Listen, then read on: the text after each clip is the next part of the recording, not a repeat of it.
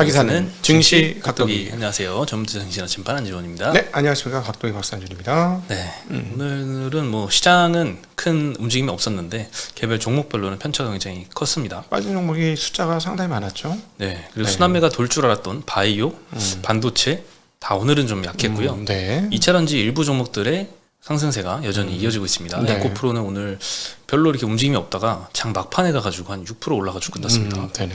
네, 그래서 몇몇 이런 회사들이 좀 급등해가지고 지수를 좀 많이 방어한 게 아닌가. 삼성전자도 삼성전자가 상당히 세요. 지금 하루에 500원을 안 빠져. 그리고 장중에 빠졌다 올리고 계속 반복되고 있습니다. 네. 그리고 포스코 그룹주들의 상승세는 오늘도 좀 지속이 됐던 것 같아요. 몇 종목에서. 네, 두 자릿수 상승세가 이어진 회사들이 좀 있었습니다. 오늘 코스피, 코스닥은 거의 뭐 보합으로 마감을 했고요. 개인 투자들이 오늘 코스피에서 한 3,600원, 코스닥에서 한 2,600원 정도 많이 매수를 했습니다. 네, 섬유유복 섹터가 오늘 FNF가 4%대 반등을 하면서 중국 리오프닝 기대감이 조금씩 생기고 있나 이런 생각이 좀 들게 됐고요.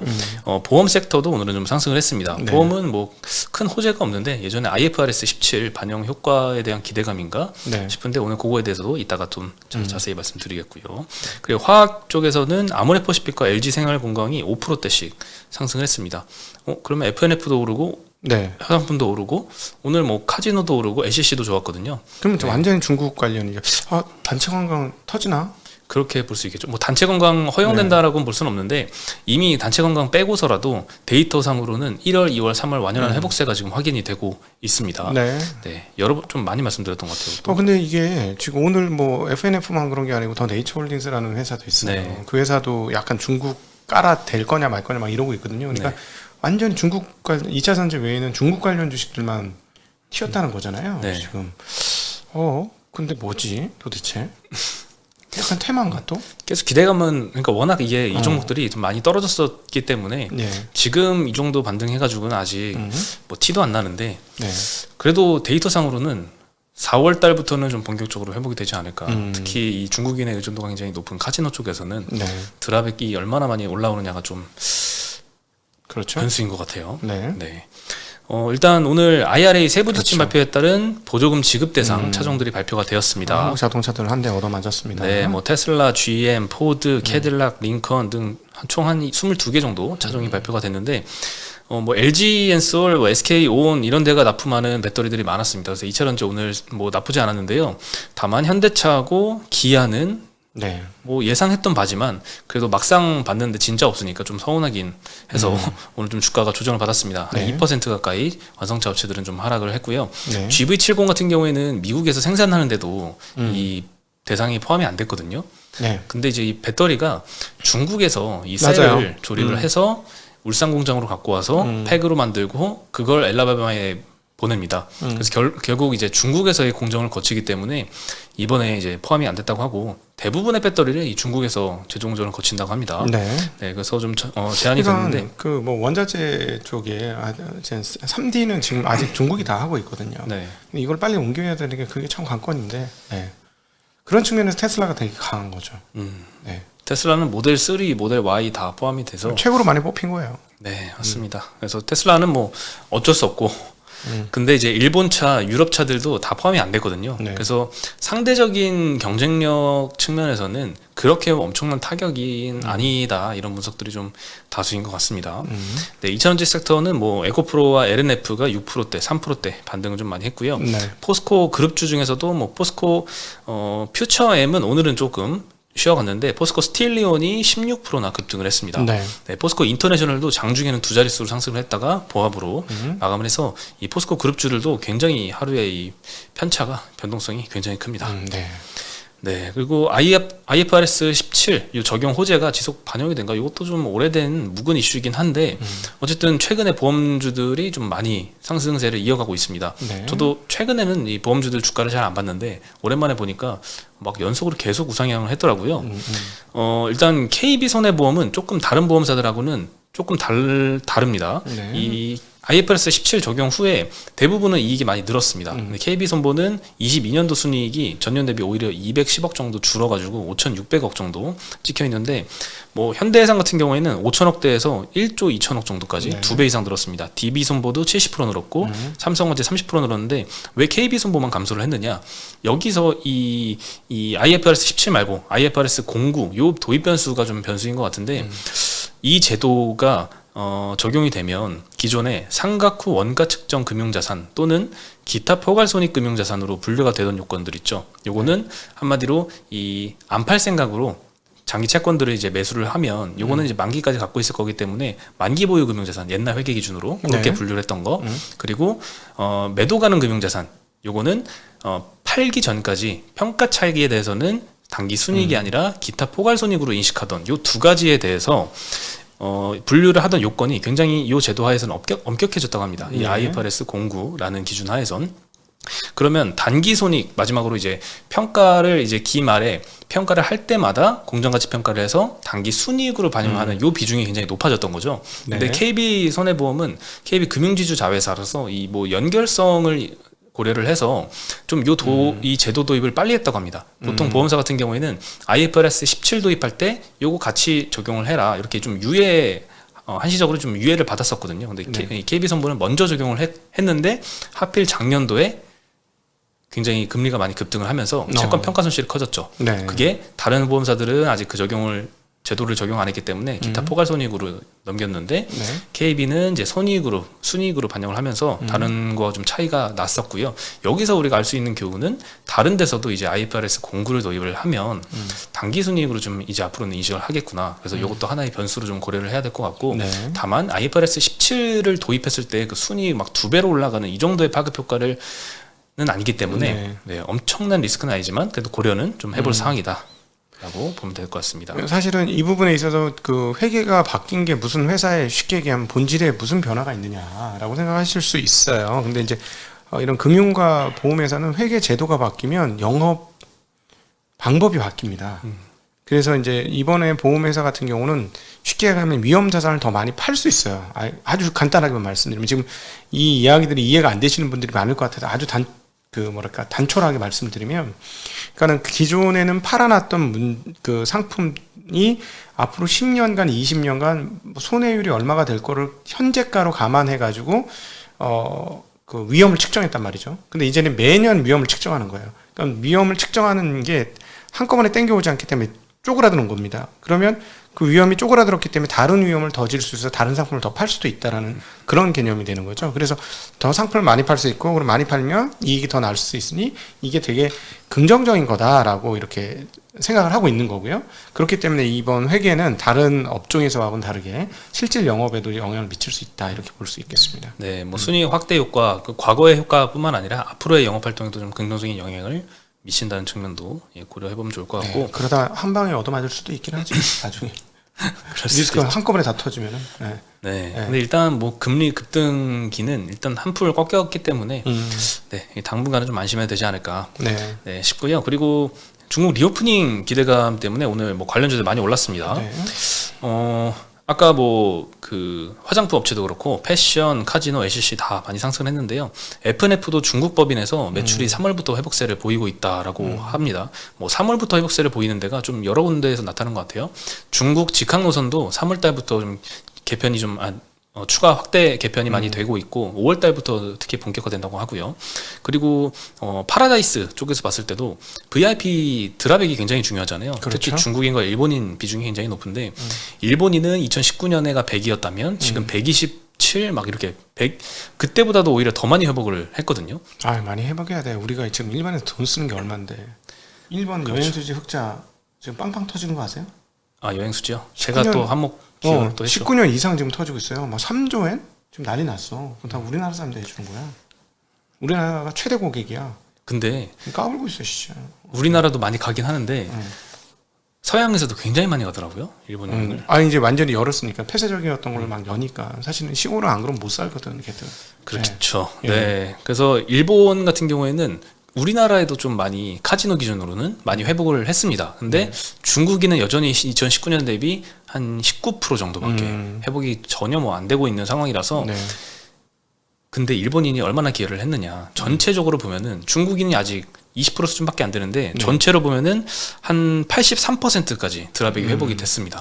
그러니까 여기서 만약에 중국인이 지금 20 정도 수준인데 100까지는 아니더라도 80까지만 오더라도 예전에 2019년 대비해서 총 드랍액 기준으로도 굉장히 큰 폭의 성장이 일어날 수 있겠다. 충분히 가능한 얘기예요. 네. 옛날에 그 파라다이스 그때 내가 4,000원인가 샀을 때 처음에 그때 진짜 주식을 좀 더 알았으면 내가 참 좋았을 텐데 그 명품 슬리퍼를 끊고 잠이 덜 깬 모습으로 카지노장을 걸어다니는 중국 애들이 그렇게 많았다는 거야. 발이 치였다는 거야. 걔네들이 그러니까 엄청나게 그 베팅을 해가지고 그래서 주가가 뭐 엄청나게 올랐잖아요. 그렇죠. 거의 10만 원 가까이 올랐나? 하여튼 뭐 내가 안 먹었으니까 얼마까지 올랐는지 기억은 안 나는데 하여튼 많이 올랐어. 그런 주식이 한두 개가 아니에요. 그렇죠. 네, 그래서 많이 회복 기대감도 일고 있고요. 중국인 그 우리나라에 입국하는 입국자 수도 전체적으로는 2019년 2월하고 대비해 보면 아직 20% 정도밖에 회복이 안 됐지만 증가세는 최근에 많이 올라가고 있습니다. 1월에 부터 이제 2월에 2배로 늘어났고 2월 대비해서 3월에 2배로 늘어나서 3월에 일단 9만 명 정도 입국을 했는데 여전히 뭐 그 전에 한 45만 명 이렇게 입국을 했어서 회복세가 아직 요원하긴 하지만 최근의 급등세는 좀 의미 있어 보인다라는 생각이 듭니다. 네.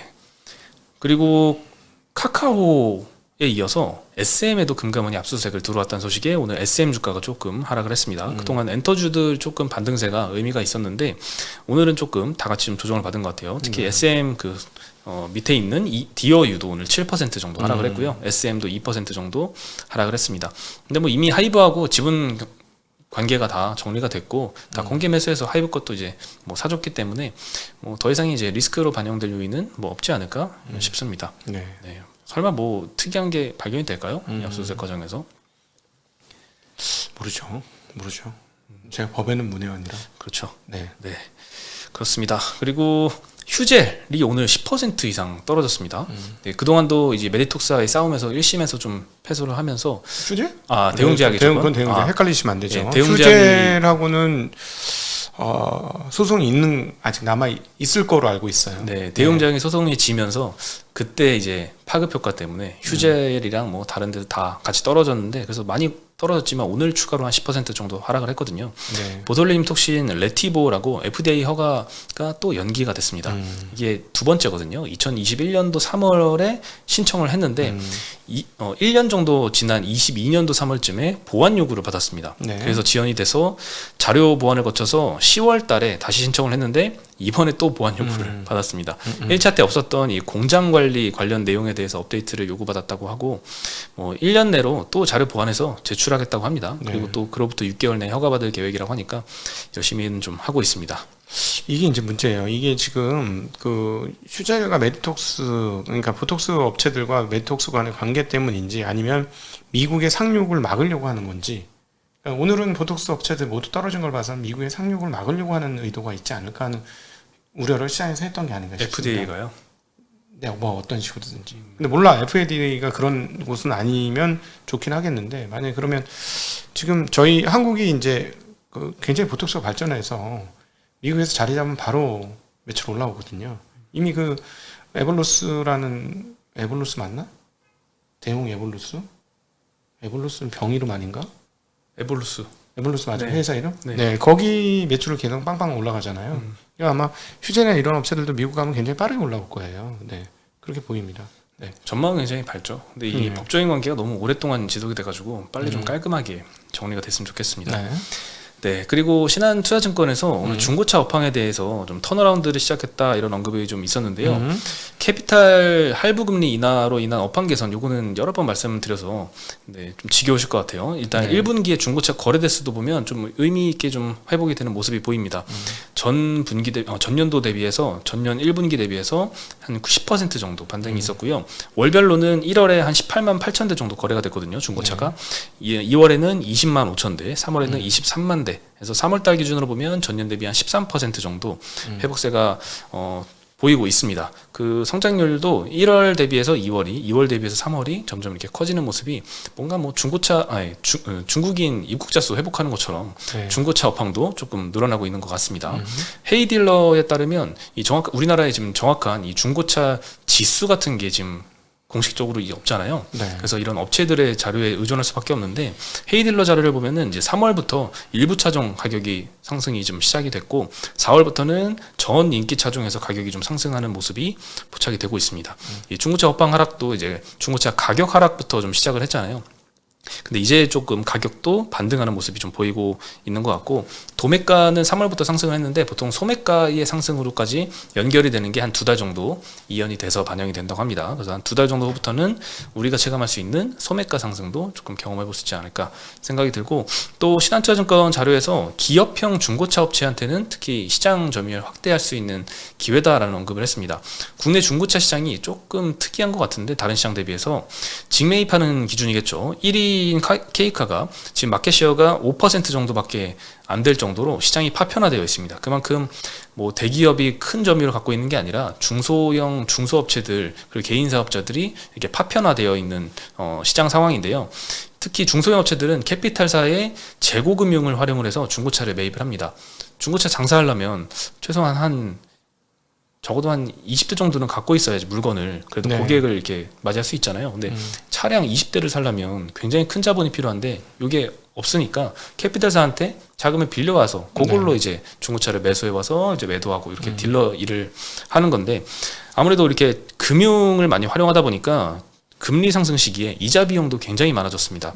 그리고 20대를 사오면 이거 보관할 장소가 있어야 되잖아요. 장소에 주차비를 내야 됩니다. 그래서 주차비도 부담이 심해졌고 그리고 20대가 계속 한 달, 두 달, 세 달, 네 달 안 팔리면 감가상각비도 들어가겠죠. 그렇죠. 그 이후에는 그 가격을 못 받고 팔 테니까요. 그래서 여러 가지 비용들이 많이 누적이 돼서 그 사이에 다수의 업체가 좀 파산하거나 재무적으로 많이 약화가 됐다고 합니다. 그리고 이제 올해 드디어 회복기가 도래를 하는데 재고 확보를 위한 자본력이 좀 있는 업체 그리고 온라인 채널에 좀 강점이 있는 이런 업체들은 특히나 이런 회복 구간에 시장 점유율을 더 늘릴 수 있는 기회가 있지 않을까 하면서 K카, N카, 헤이딜러, KB차차차 이런 조금 온라인 점유율이 있는 플랫폼이 있는 업체들이 좀 수혜를 받을 거다라고 언급을 했고요. 현대차가 이제 중고차 시장에 진출을 5월 달부터 이제 시작을 합니다. 진출 영향에 대해서는 일단 모두 다 아시다시피 중고차 판매는 조금 투명화되겠다. 그리고 중고차 매입가도 조금 스프레드가 좀 줄어들겠죠. 매입 경쟁이 좀 심화가 될 테니까요. 그리고 기업형 중고차 업체의 경쟁력이 좀 부각이 되겠다라는 점을 선정을 했습니다. 해외 대비해서 우리나라의 중고차 시장이 조금 차이점은 신차 대비해서 중고차 거래 비율이 1.4밖에 안 됩니다. 선진국은 막 2 넘는 데가 많거든요. 근데 우리나라는 아직 신차 사는 것만큼 중고차를 그렇게 많이는 안 사는 것 같아요. 해외 평균들 수치 대비해서. 네, 그리고 개인 간 거래 비율이 굉장히 높습니다. 55%나 업체를 통하지 않고 개인 간 산다고 하는데 이거는 뭐 업체를 통해서 거래를 했는데 뭐 세금 이슈 뭐 이런 것 때문에 개인으로 신고하고 이런 마이너한 이슈도 좀 영향이 있었던 것 같은데 대부분은 뭐 아무래도 이 중고차 업체에 대한 신뢰도가 조금 소비자가 느끼기엔 그렇죠. 불안하기 때문에 야 내가 타던 거 이거 괜찮은데 한번 탈래? 뭐 이런 거지. 그렇죠. 예. 그래서 지인한테 사면 조금 그래도 품질은 그래도 안심할 수 있으니까 네. 그래서 이제 개인 간 거래가 조금 비중이 많은 것 같습니다. 근데 이런 것도 현대차의 중고차 시장 진출 이후에는 조금 개선이 되지 않을까. 그리고 중고차 매입 경쟁이 좀 거세지면 매입가, 매도가 요 스프레드가 좀 축소가 되겠죠. 그리고 업체 입장에서는 비용 부담이 생길 수도 있는데 이런 가격 차별성이 좀 줄어들면 그 다음에는 이제 뭘로 경쟁을 할까? 기업형 업체들은 장점이 있는 게 브랜드 경쟁력, 상품성 얼마나 개선했는지, 그리고 서비스 품질, 그 이후에 사후 관리. 그리고 뭐 얼마나 빨리 배송해주는지 이런 것들이 더 중요해지기 때문에 아무래도 이 현대차의 진출은 기업형 업체들한테 조금 수혜를 주지 않을까 이런 보고서가 분석 보고서가 있었습니다. 그럼 중고차 가격 오르면 내 거 파시려고요? 다시 올라오면은 너무 고민을 많이 하시는 거 아니에요? 아니 그게 왜냐면 타이어 때문에 못 하겠어. 너무 비싸서? 타이어가 75만 원에 한 개. 한 개. 네 짝이 아니고 한 개에. 그래서 한 짝 다 가지려면 거의 300만 원이야. 지금 갈아야 돼요. 3만 5천도 안 탔거든. 벌써 갈 때가 됐어요? 금방 달어. 무슨 지우개야. 아이씨. 300 기름값 안 들어. 기름값 안 들어 너무 좋은데 기름값 거의 안 들어. 우리 집은 태양광 발전되니까 지금 해가 길어지니까 기름값도 하나도 안 들고 너무 좋은데 타이어 내가 계산해 봤어요.